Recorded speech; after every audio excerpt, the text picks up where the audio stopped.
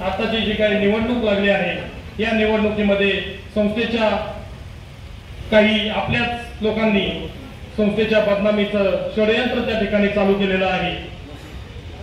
कदाचित एखाद्या ठिकाणी एवढ्या मोठ्या संस्थेचा कार्यभार वाहत असताना 45 वर्षामध्ये संस्थेची जी काही आतापर्यंत घोडदौड होती त्यामध्ये आपल्याच लोकांना सहकारामध्ये काम करताना थोडीशी त्या ठिकाणी सौजन्य दाखवलं। ज्या संस्थेने सौजन्याच्या माध्यमातून जर सहकार होत असेल आणि सहकाराचा अर्थ जर असा वेगळा काढून लोकांना एक वेगळ्या प्रकारचे त्या ठिकाणी लोकांमध्ये गैरसमज पसरवण्याचं काम जर कोणती मंडळी करत असेल तर त्याला आपल्या संस्थेचे सभासद सुज्ञ सभासद कधीही थारा देणार नाही असं या ठिकाणी मी नक्कीच मला वाटतं, त्याची खात्री आहे। संस्थेच्या विश्वासावर लोक पैसा ठेवतात, पैसा ठेवताना लोकांना त्या संचालक मंडळावर असणारा विश्वास असतो आणि तोच विश्वास आपल्या संस्थेने जर या ठिकाणी 45 वर्ष जर टिकवून ठेवला असेल तर आजच काय असं झालं आणि या 2 वर्षामध्ये का संस्थेच्या नावाने आज खडे फोडण्याचे काम ही मंडळी करत आहे याचं उत्तर मी या ठिकाणी आपल्या सभासदांच्या मार्फत देखील आपण मागाल अशी मी अपेक्षा करतो। संस्थेच्या माध्यमातून जर समजा ही मंडळी जर आज आपल्याला गेल्या 45 वर्षात तात्या साहेबांना असेल बांगर साहेबांना असेल या मंडळींच्या खांद्याला खांदा लावून काम करत होती आणि जर संस्थेची घोडदौड किंवा आजचा जो काही संस्थेची यशोगाथा एवढी जर उज्ज्वल असेल तर मग आजच असं काय घडलं की संस्थेची त्या ठिकाणी अगदी आर्थिक स्थिती बिघडलेली आहे। संस्थेला तुम्ही दिलेला शासनाच्या माध्यमातून मिळालेला सहकार खात्याच्या माध्यमातून मिळालेला दर्जा हा देखील बनावट आहे अशी जर हे लोक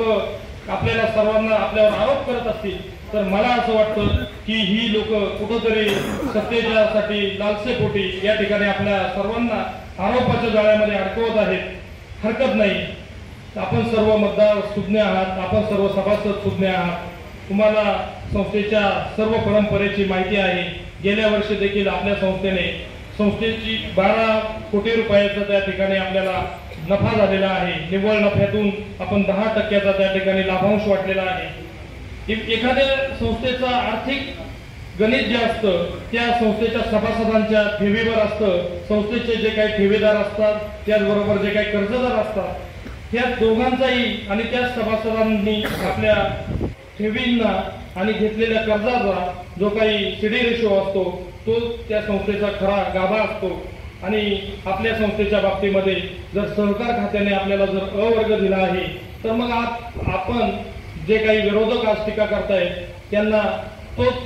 सहकार खात्याचा जो काही दिलेला मानांकन आहे ते सुद्धा मोडीत काढण्याचा अधिकार कुणी दिला असा प्रश्न मी या ठिकाणी विरोधकांना विचारू इच्छितो। दुसरा एक आपल्या संस्थेच्या बाबतीमध्ये सांगितलं जातं, कोडून सांगितलं जातं की विशाल जुन्नर बचाव, विशाल जुन्नर बचाव, तुमच्यापासून बचाव हे सभासदांना माहिती आहे। विरोधक करत असलेले ही जी काही लबाड लांडगं ढोंग करते आणि स्वतःच ओरडून बदनामीचं सॉंग करते हे सगळं सभासदांना ज्ञात आहे। या ठिकाणी मी आपल्या सर्वांचा जास्त वेळ न घेता आपल्याला या ठिकाणी सर्वांना संधी मिळण्यासाठी मी आपल्या या संस्थेच्या या विद्यमान विशाल जुन्नर सहकारी पतपेढी मर्यादित मुंबईच्या या विशाल जुन्नर विद्यमान संचालक मंडळाच्या वतीने आपल्या सर्वांचं या ठिकाणी मनपूर्वक पुण्यनगरीमध्ये स्वागत करतो। संस्थेच्या उपस्थित असणाऱ्या या सर्व संचालक मंडळाचं आणि जे काही उमेदवार म्हणून या ठिकाणी आपल्या समोर आले आहेत या सर्वांचं या ठिकाणी स्वागत करतो। विशाल जुन्नर सहकारी पतपेढीच्या रविवार दिनांक 5 नोव्हेंबरला जी काही आपली निवडणूक आहे त्या निवडणूक आपण जाऊन आपल्या स्वतःचं मत त्या ठिकाणी मनाला स्वतःच्या सत्सद विवेक बुद्धीला स्मरून ज्या संस्थेने आज 45 वर्ष सभासदांशी हे काही जिव्हाळ्याचं जात नातं जपलंय आणि आजपर्यंत जो काही संस्थेच्या परंपरेमध्ये अवर्ग ज्या ठिकाणी मिळालेला आहे या सर्वाचा विचार करून आपल्या संस्थेच्या संचालकांवर असणारा आपला गाढ विश्वास ठेवून त्या ठिकाणी आपण जागरूकपणाने आपल्या चिन्ह आपल्या कबशीच्या समोर शिक्का मारून आपण आपलं मतदान करावं आणि या आपल्या विशाल जुन्नर विद्यमान संचालक पॅनलला त्या ठिकाणी अतिशय